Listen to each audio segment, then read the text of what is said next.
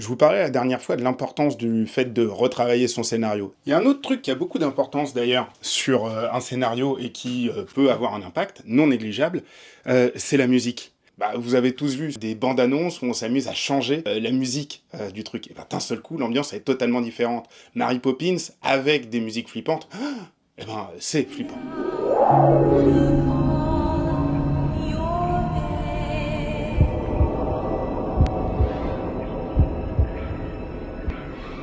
À titre d'exemple, sur le film Psychose de Hitchcock, Bernard Herrmann, à la base, il n'était pas censé mettre de la musique sur la scène de la douche, celle qui est devenue mythique.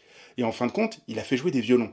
Bernard Herrmann, en plus, il a utilisé une technique qui s'appelle la micropolyphonie. Il prend les pistes de violoncelle, il les décale très légèrement. Résultat, ça crée un effet un petit peu dérangeant parce qu'il y a un petit décalage, un truc impalpable, mais qui crée de l'étrangeté et qui participe au récit.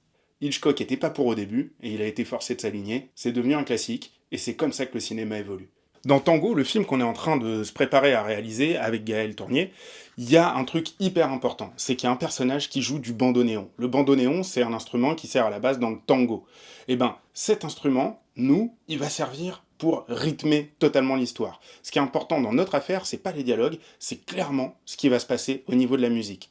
La musique, elle va se mélanger à des bruits de cuisine, elle va se mélanger au mouvement des personnages. Elle va être plus qu'un simple personnage, même, puisque c'est elle qui va donner toute l'ambiance, tout le rythme, et qui va nous dire à quel moment il va falloir avoir peur, ou à quel moment il va falloir rire.